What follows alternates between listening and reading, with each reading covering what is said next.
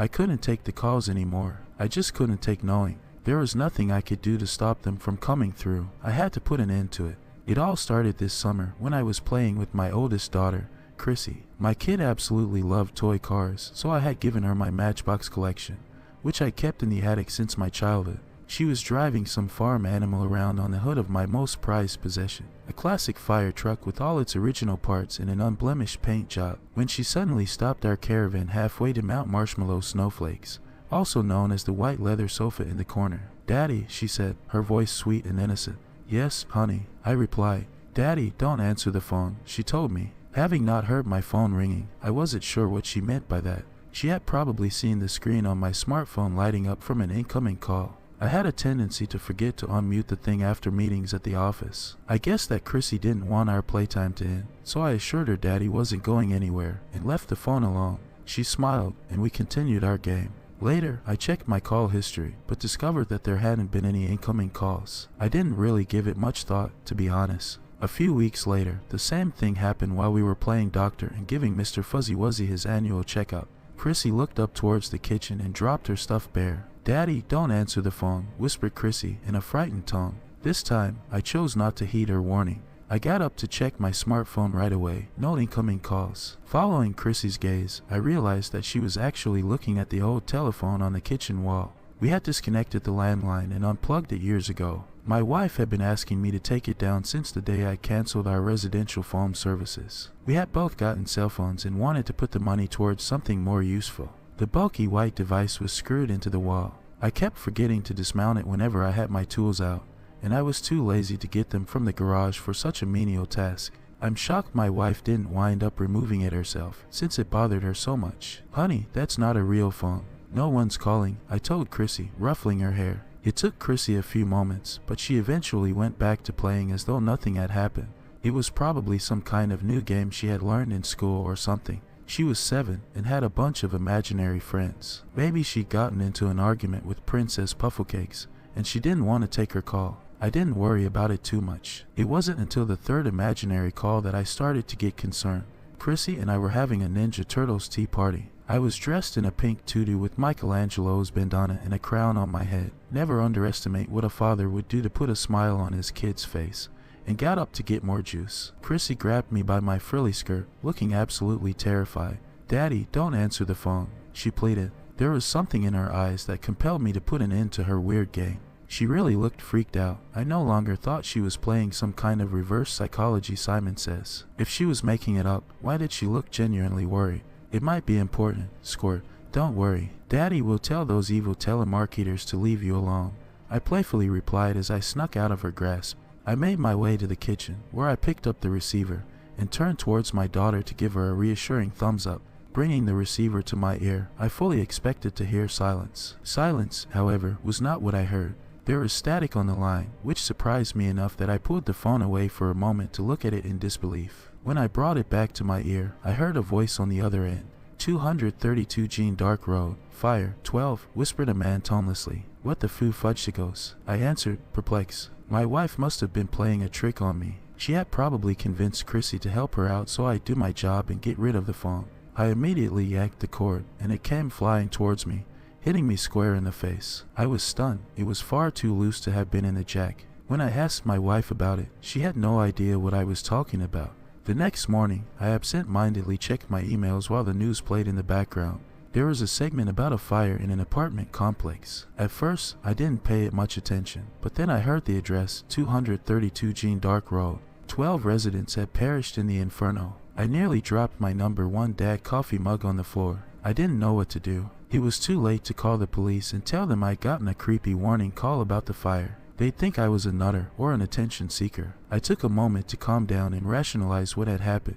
It was just a very weird and very scary coincidence. Days later, I was playing Sudoku on the couch when Chrissie walked over, wearing a worried expression on her face. "Daddy, don't answer the phone," she whimpered, tears in her eyes. Something in the pit of my stomach told me not to go, but I had to know. I made my way to the kitchen and picked up the receiver. This time, a British-sounding woman spoke to me through the disconnected phone. 15 Vanier Street, Fire 3, she announced. Logically, you'd think I'd go to the police or fire station to tell them what was going to happen.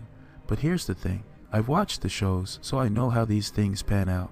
You've got an attractive male protagonist who gets a forewarning, which is accurate. I won the Most Handsome Daddy of the Year award, as decided on by my very unbiased daughters on Father's Day last year. The protagonist then tells the cops about his predictions. Naturally, the cops accuse him of being the perpetrator. They lock him up, but he gets out on some technicality, rushes to the scene of the would-be crime, and saves the day. He becomes a true hero in the eyes of everyone. Close curtains. Yeah, I'm not that guy. I'm not saying I'm a coward, but look, I've got 2 daughters to care for. I can't go putting myself in dangerous situations where I could realistically wind up dead.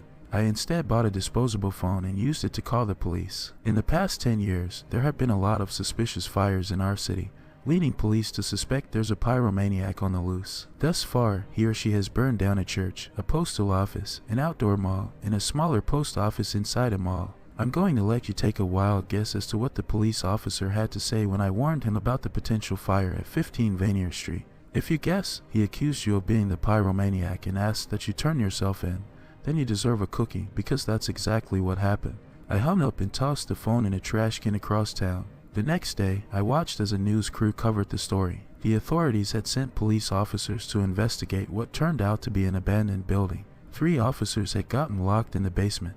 A fire broke out, and none of them made it out. I felt guilty and powerless. If I hadn't warned them, the cops wouldn't have been in there, and no one would have died. It was my fault.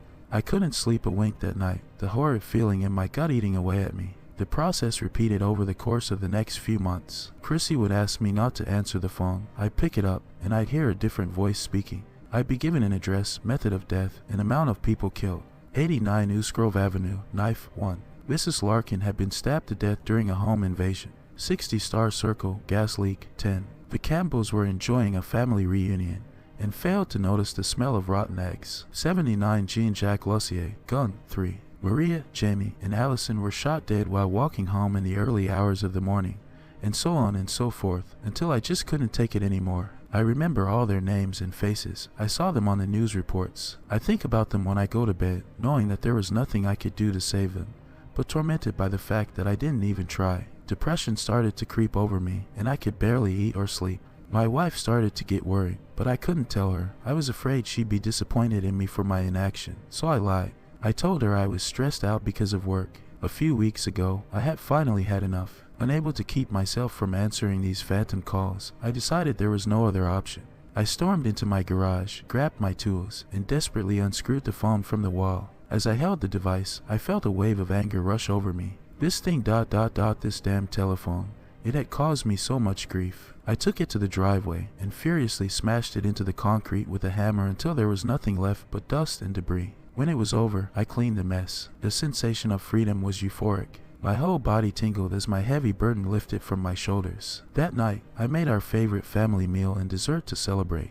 My wife was relieved that I had gotten over whatever it was that had been bothering me, and overjoyed that the eyesore in the kitchen had finally been removed. I have a piece of advice for you. If you have a disconnected landline and haven't gotten around to removing it, please take a lesson from me. Get rid of it immediately, and above all else, do not pick up the receiver. My life has returned to normal since I got rid of the wretched phone. As I am typing this, my wife is giving our youngest daughter a bath. I can hear them singing the bubble bath song and giggling. Chrissie is in the living room with me. She's playing with this silly pink Disney phone. It's one of those fancy schmancy glittery toys, a pimped out version of the Fisher-Price rotary phone I used to have when I was a kid. Every dial projects a message from one of the Disney princesses. It's weird, she's never shown any interest in it before. It's not a real phone. It doesn't even have a cord ... but ... there's that look in her eyes again. She's worried. I know what she wants to say. No, it's just a toy. It's just a toy. It's just a toy, but I'm going to check. I need to know. Shit. I can hear static on the other end. It's a man's voice. He's saying ... it's my address. P propane explosion. Point 4. I need to get my girls out of here. Please don't let it be too late.